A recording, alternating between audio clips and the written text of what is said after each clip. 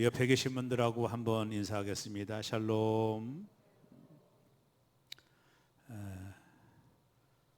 오늘 그 3부 예배 후에 임시당회가 있습니다. 장로님들은 제 방으로 오시길 바랍니다. 익산 지역에 그 코로나가 지금 연일 많이 발생돼서 여러분들 많은 염려가 있으시죠.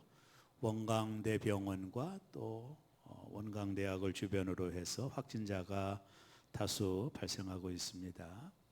얼마 전에 그곳을 지나가다 보니까 사람들의 인적이 없는 것을 보면 지금 익산시가 좀 많은 어려운 가운데 있구나 하는 생각을 했습니다. 또 지난주에 예배를 드리러 오시는 분들도 매우 적고 아마 온라인 예배를 들으셨을 텐데요.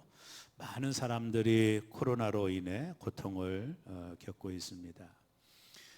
어떤 분이 그럽디다. 저에게 목사님은 이런 경험을 언제 해보셨느냐고. 제가 생각해 보니 한 번도 경험하지 못한 경험인 것 같습니다. 여러분들 아마 마찬가지라고 생각합니다. 코로나로 인해 경제활동이 위축되고 수많은 사람들이 고통을 겪고 있고요. 특별히 소상공인들을 중심으로 많은 어려움이 있는 것으로 보고가 됩니다.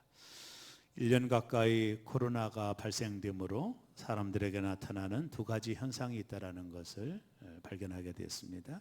그 중에 하나가 원망과 또 하나는 두려움. 이 두 가지 반응이 이 코로나 시국에 사람들에게 나타나는 반응이 아닌가 생각을 합니다.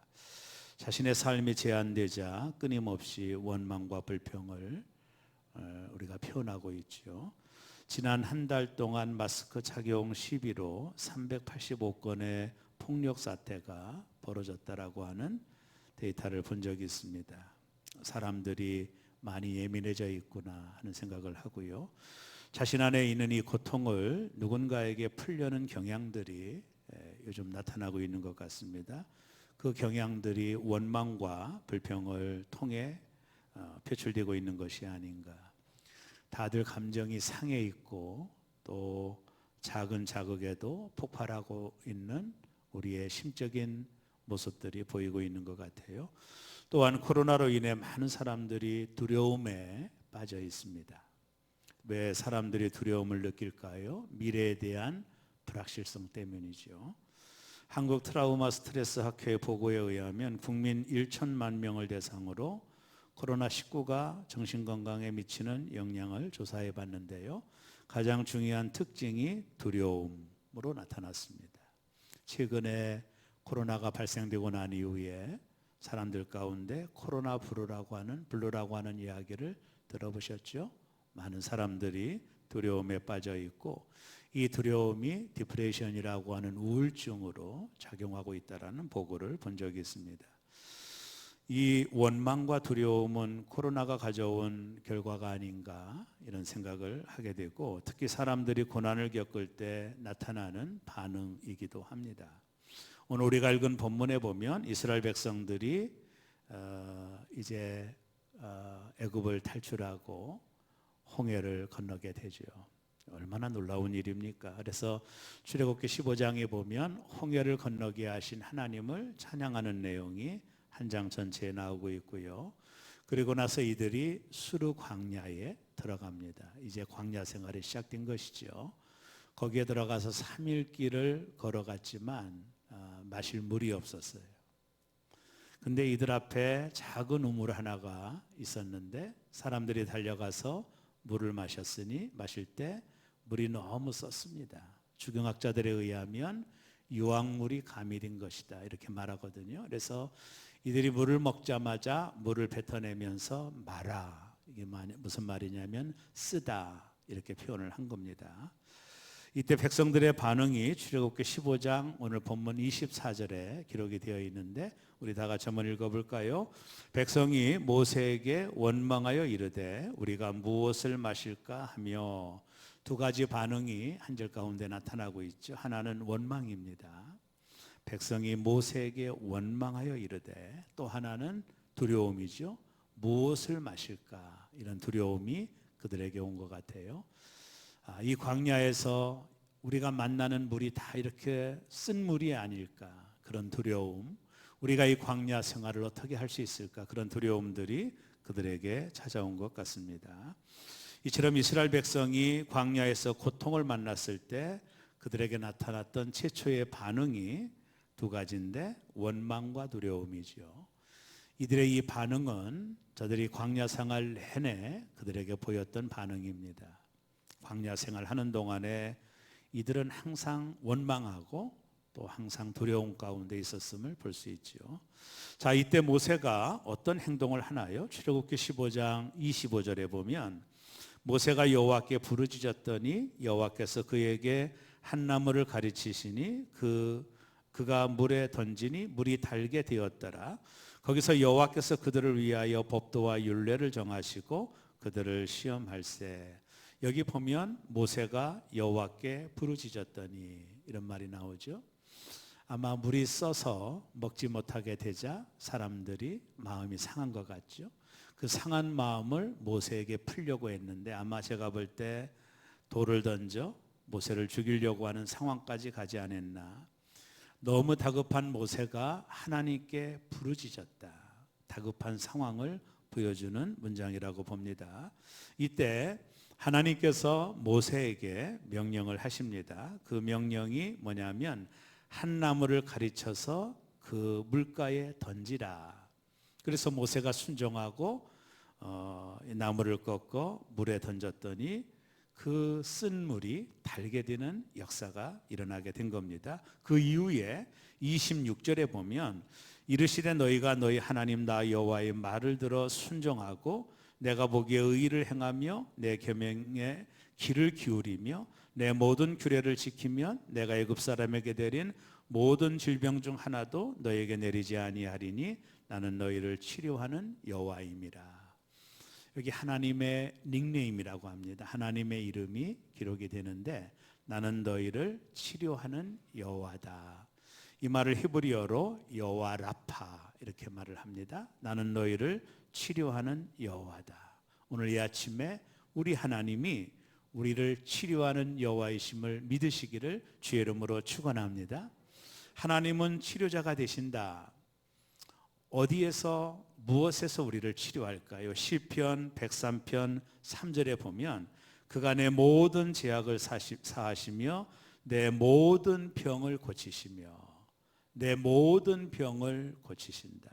육신의 질병으로 고통당하는 우리를 고치시는 하나님, 여호와 라파의 하나님이죠. 하나님께서 우리의 모든 병을 다 고친다라고 하는 말이 아니라 하나님께서 허락하시는 질병도 있습니다. 바울과 같은 경우는 하나님이 허락한 질병이었는데 그러나 궁극적으로 하나님은 우리의 육신의 모든 질병을 고치는 여호와 라파의 하나님이시다. 또 시편 147편 3절에 보면 상심한 자들을 고치시며 그들의 상처를 싸매시는도다. 상심한 자, 마음이 상한 자를 하나님이 고치신다. 이때도 여호와 라파의 하나님입니다. 광야 같은 이 땅을 사는 동안에 우리에게 닥치는 두 가지 특징이죠. 하나는 육신의 질병으로 우리가 고통받을 수 있고요.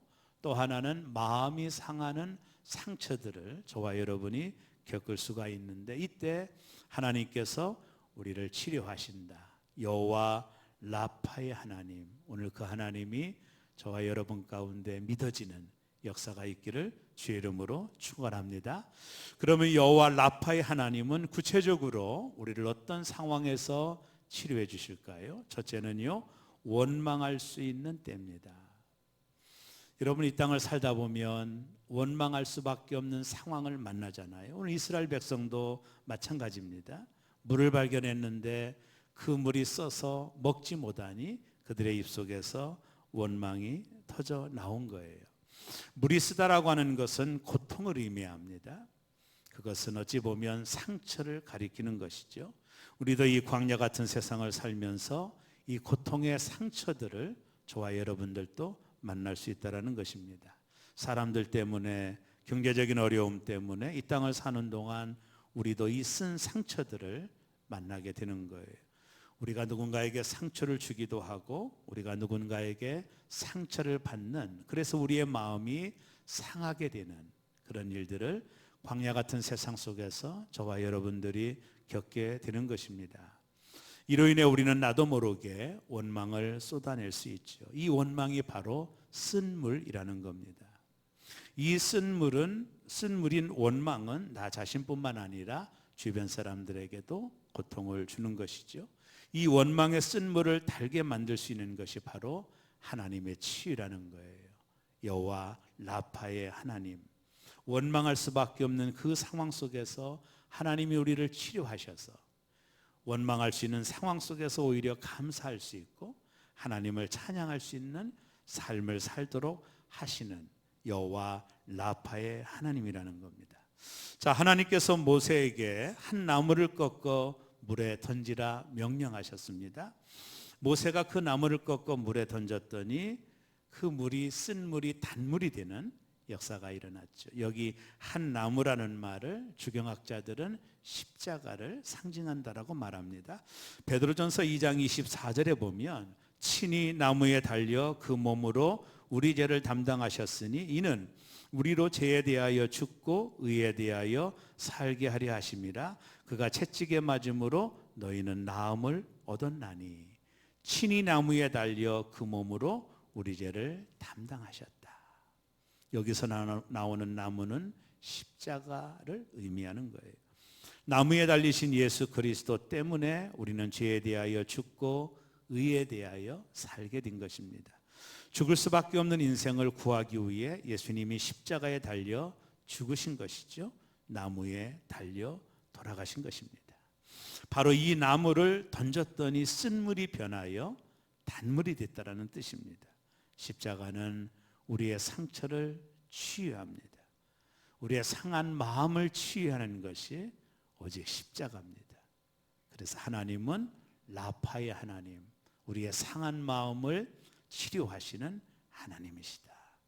이사야 선지자가 이사야 53장 5절에 이렇게 고백을 했습니다. 그가 찔림은 우리의 허물 때문이요 그가 상함은 우리의 죄악 때문이라. 그가 징계를 받음으로 우리는 평화를 누리고 그가 채찍에 맞음으로 우리는 나음을 입었도다. 십자가가 우리의 상한 마음을 치유하는 회복의 역사를 가져온다라는 거예요. 그래서 십자가가 치료의 나무다. 영적으로 죽었던 우리를 살리는 나무입니다. 저주와 슬픔으로 가득한 우리 인생을 기쁨과 사랑의 단물로 바꾸는 나무가 바로 십자가입니다. 십자가를 경험한 자들은 원망에서 벗어날 수 있습니다. 이것이 바로 여호와 라파의 하나님.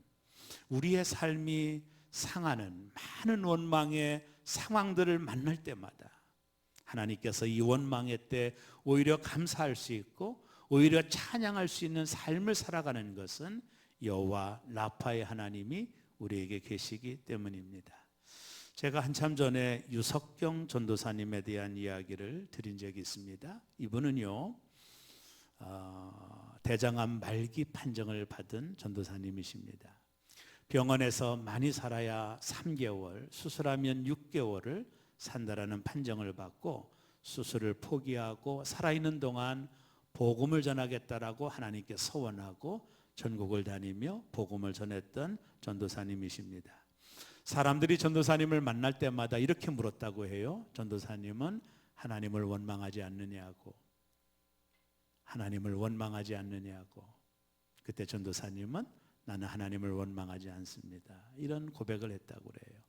여기 스크린에 책이 나오는데 이 책에 이 전도사님이 이런 고백을 합니다. 이 죽음의 문턱에서 느끼는 이 평안한 행복, 어떻게 사람이 곧 죽는다, 그것도 아주 비참하게 아주 고통스럽게 죽는다, 그런 이야기를 듣고도 이렇게 행복하고 평안할 수 있을까? 제 자신을 보면서 저는 이 복음의 능력에 대해서 감탄하게 되었습니다. 저는 죽음에 대한 두려움이 전혀 없습니다. 죽게 되었지만 육신의 고통은 있지만 이제 죽어서 나를 위해 죽어주신 예수님을 드디어 만나고 또 그분과 함께 살게 될 것이라는 기대와 흥분이 있습니다. 힘들어도 예수 그리스도 때문에 기쁘고 힘들어도 예수 그리스도 때문에 행복하고 힘들어도 예수 그리스도 때문에 감사합니다. 이것이 어떻게 가능하냐고요? 복음 십자가의 능력입니다. 저희 전사님의 간증을 보면서 원망할 수밖에 없는 그 상황 속에서 오히려 감사하고 있지 않나요? 무엇 때문인가요? 십자가. 그녀는 여호와 라파의 하나님을 경험했던 것이죠. 이 코로나로 인해 서로 원망하지 않았으면 좋겠습니다. 그리고 우리 안에 있는 이 상처들이 십자가로 인하여 회복이 되는 여호와 라파의 하나님이 저와 여러분에게도 체험되는 역사가 있기를 주의 이름으로 축원합니다. 원망을 바꾸어 찬양하게 만드는 하나님의 치료, 원망할 수밖에 없는 상황 속에서 감사하게 만드는 하나님의 치료, 이것이 여호와 라파의 하나님, 환경을 초월하여 감사하게 만드는 하나님의 치유. 오늘 이 아침 그 치유가 저와 여러분들에게도 필요하지 않습니까? 이 시간에 저와 여러분의 상한 마음이 십자가로 치유되는 여호와 라파의 하나님이 이 한 시간에 저와 여러분들이 만나는 귀한 하나님인 줄 믿으시기를 주의 이름으로 축원합니다. 두 번째, 어떤 때 우리를 치료할까요? 두려움의 때입니다. 이스라엘 백성이 물이 썩어 먹을 수 없게 되자 큰 두려움이 찾아온 것이죠. 우리가 무엇을 마실까? 이 광야에서 우리가 살 수 있는 것인가? 물을 만나도 그 물이 지금처럼 쓰면 우리는 죽는 것이 아닌가? 미래에 대한 두려움이 그들에게 찾아왔을 것입니다. 이 두려움이 이스라엘 민족에게 찾아왔을 때 저들의 마음이 상하게 되죠. 이 두려움이 바로 쓴물입니다. 우리가 고난을 겪을 때 올라오는 강력한 마음이 바로 두려움입니다. 왜 두려움이 쓴물일까요? 로마의 정치가 세네카가 이런 말을 했습니다. 두려움이 있는 곳에는 진정한 행복이 없다. 지금 우리도 이 코로나로 인해 큰 두려움에 쌓여 있습니다. 감염될 줄 모르는 두려움, 이것이 언제 끝날 줄 모르는 두려움이 우리의 삶 전체를 지배하고 있는 것 같습니다. 저도 마찬가지고 여러분들도 마찬가지라고 생각합니다. 그 두려움을 회복하고 치유할 수 있는 능력은 십자가의 능력, 그 십자가에서 우리를 위하여 죽으신 예수 그리스도의 보혈의 능력, 그 능력이 우리 안에 있는 이 상한 마음, 두려움의 상한 마음을 치유해 줄 수 있는 거예요. 그래서 히브리서 12장 2절에 보면 믿음의 주여 또 온전하게 하시는 이인 예수를 바라보자. 십자가에 달리신 예수를 바라보자. 우리 안에 있는 이 두려움이 우리 가운데 있을 때 십자가에서 예수님이 선언하지 않았습니까? 내가 다 이루었다. 테텔레스 타이. 내가 모든 죽음을 이겼다. 내가 모든 사망을 이겼다. 이 모든 두려움에서 우리를 회복시켰다. 그 주님의 십자가가, 그 주님의 보혈이 두려움 가운데 있는 우리를 치유하는 놀라운 역사가 있기에 하나님은 라파의 하나님, 나를 치료하시는 하나님, 십자가는 사망을 이기신 하나님의 능력입니다. 사망의 두려움도 십자가에서 굴복합니다. 여호와 라파, 두려움에서 우리를 치료하시는 하나님이십니다. 예수님은 무덤을 열고 부활하셨습니다. 사망 권세를 깨뜨리고 부활하셨습니다. 그 주님이 요한복음 14장 27절에 평안을 너희에게 끼치노니 곧 나의 평안을 너희에게 주노라. 내가 너희에게 주는 것은 세상이 주는 것 같지 아니하니라. 너희는 마음에 근심하지 말고 두려워하지도 말라. 오늘 우리는 이 코로나로 인해 모든 사람들이 두려움에 빠져 있습니다. 어떤 사람들은 우울증이 찾아와서 견디기 어렵다라는 보고도 있습니다. 소상공인들은 그 두려움이 더 가중될 것입니다. 눈에 보이는 모든 것이 두려움을 주기에 충분한 상황들을 살아가고 있습니다. 때와 장소를 가리지 않고 오는 재난 문자도 우리에게 두려움을 갖게 합니다. 하나님께서 말씀하십니다. 나는 너희를 치료하는 여호와임이라. 우리의 두려움에서 나를 치료하시는 하나님, 여호와 라파의 하나님이십니다. 제가 얼마 전에 읽었던 제 서재에 늘 있는 책인데 유기성 목사님이 쓰신 나는 죽고 예수로 사는 사람이라는 책이 있습니다. 아마 많은 분들이 이 책을 읽으셨을 거라고 보는데요. 이 책에 책 중간 정도에 이런 내용이 나옵니다. 제가 한번 읽어드릴게요. 내 장인은 서울의 종교교회를 담임하셨던 박신원 목사님이시다. 장인 어른은 40대 젊은 나이에 간암으로 세상을 떠나셨다. 장모님은 슬퍼할 겨를도 없이 장례를 치르고 난 뒤 홀로 집으로 돌아왔고 그제야 이제 정말 혼자구나 하는 슬픔과 괴로움이 밀려왔다고 했다. 그때 내 아내는 맏딸로서 대학 입시를 몇 달 앞둔 고3이었고 막내는 초등학교 1학년이었고 그 중간에 두 자녀 합쳐서 모두 네 자녀가 다 뒷바라지 해야 되는 학생들이었다. 사남매를 고스란히 남겨둔 채 남편 목사님은 세상을 떠났고 사택도 곧 비워줘야 하니 이제 살 집도 없고 마땅히 생계를 유지할 방법도 없는 딱한 처지가 된 것이다. 장모님의 그 막막한 심정이야 오죽했으랴. 앞으로 어떻게 해야 할지 모르는 엄청난 두려움과 염려가 걷잡을 수 없이 몰려왔다고 했다. 하루는 교회 재정을 담당하는 장로님이 찾아와서 사례비와 퇴직금, 장례에 들어간 조의금을 모두 담았습니다. 교회에서 드리는 마지막 생활비입니다 라며 봉투를 하나 놓고 가셨다. 하나님, 우리는 이제 어떻게 해야 돼요? 우리는 어디 가서 살아요? 사남매 아이들은 어떻게 공부시켜요? 나는 어떻게 먹고 살아야 돼요? 그 자리에서 그렇게 울며 밤새 기도하는데 동이 터올 무렵 갑자기 이런 생각이 드셨다고 합니다. 하나님이 남편을 불러가실 때는 다 뜻이 있을 텐데 하나님께서 나와 아이들을 능히 먹이고 입히고 공부시킬 텐데 내가 왜 이렇게 쓸데없이 걱정만 하고 있나? 이런 마음이 들자 갑자기 슬픔과 두려움의 기도가 감사의 기도로 바뀌었다. 하나님 감사합니다. 하나님이 다 책임져 주신다니 감사합니다. 먹을 것도 공부시킬 것도 다 마련해 주신다니 너무너무 감사합니다. 저는 걱정하지 않겠습니다. 그렇게 기도하다가 어느덧 새벽 기도의 시간이 되었다. 새벽 기도에 가려고 일어나 방 안에 불을 켜보니 사택 방바닥에 봉투 하나가 보였다. 바로 어제 저녁 장로님이 두고 가신 마지막 사례비 봉투였다. 그때 장모님은 하나님께서 다 책임져 주실 것을 믿고 진정으로 감사하는 마음에 봉투를 열어보지 않고 그대로 감사한금으로 바쳤다고 한다. 나는 장모님께 이야기를 듣고 믿음이라는 것은 그 자체가 기적이구나 라고 생각했다. 그 믿음이 어디서 온 것일까? 바로 십자가에서 온 것이다. 로마서 8장 32절에 보면 자기 아들을 아끼지 아니하시고 우리 모든 사람을 위하여 내주시니가 어찌 그 아들과 함께 모든 것을 우리에게 주시지 아니하겠느냐. 십자가에서 확증된 하나님의 사랑을 진실로 믿는 사람은 삶의 어려움과 역경을 만날 때 어떻게 대처하는가? 목사님은 말합니다. 하나님의 사랑을 의심치 말고 그 역경 속에서 하나님의 뜻과 계획을 찾아내라. 하나님의 사랑을 흔들림이 없이 믿게 하는 능력, 그것이 바로 십자가를 믿는 믿음에서 나온 놀라운 능력이다 라고 말을 합니다.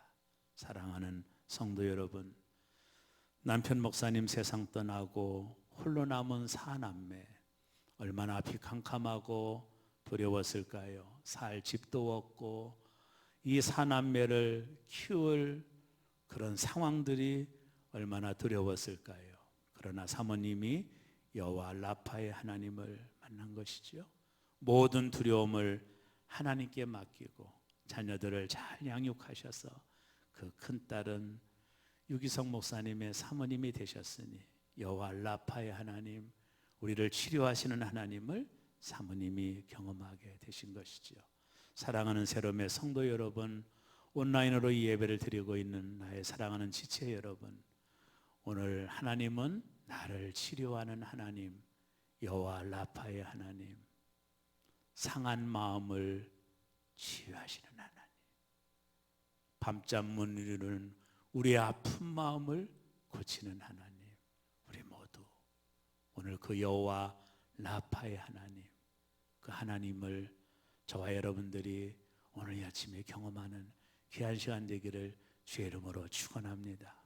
이 코로나가 우리에게 원망을 가져다 주고 모든 일들이 짜증이 나고 예민해져 있는 우리, 입만 열면 불평과 원망을 쏟아내고 올 수밖에 없는 이 상황 속에서 우리를 치료하시고 이 두려움의 상황 속에서 우리를 고치시고 우리를 회복하시는 하나님을 이 아침에 저와 여러분 모두가 만나셔서 나는 너를 치료하는 여호와임이라, 이 은혜가 저와 여러분 모두에게 있으시기를 주의 이름으로 축원합니다. 기도하겠습니다.